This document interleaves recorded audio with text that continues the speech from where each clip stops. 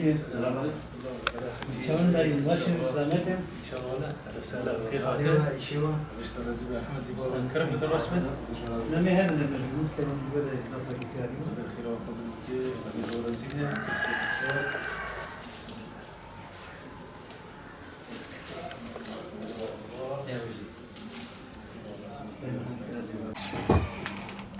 صار جاوب خير.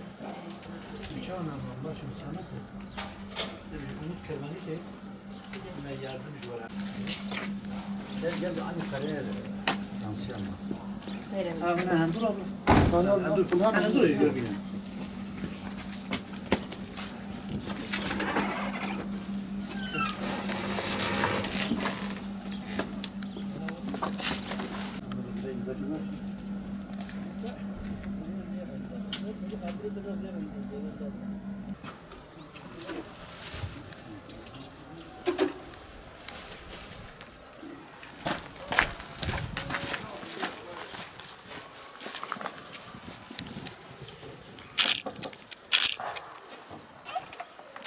Selamünaleyküm Allah.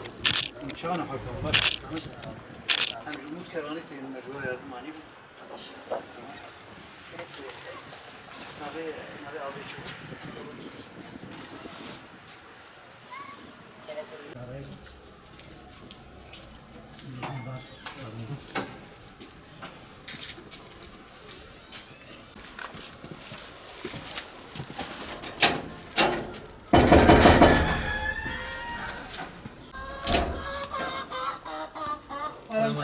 Aleyküm selam. İmkanı ablam başım. Başım serçe bağatıyım. Çağrı başım. Umut Kervan'ı için ablam mecbur yardım anayım. Serçe bağatıyım.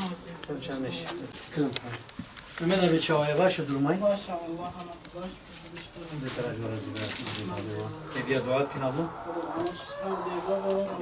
Kurulduğumuz günden bugüne kadar sürekli fakir ve muhtaçların umudu olmaya gayret gösterdik.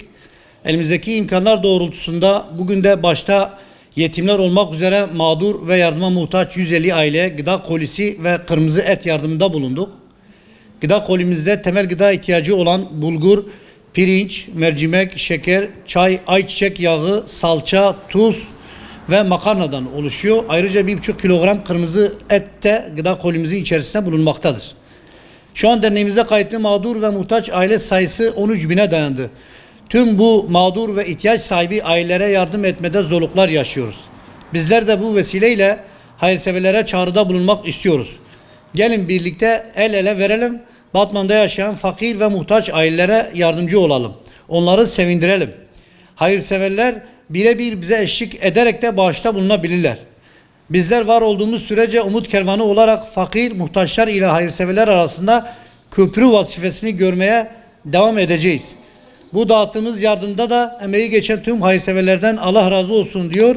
Allah hayırlarını kabul etsin, mallarını bereketlendirsin.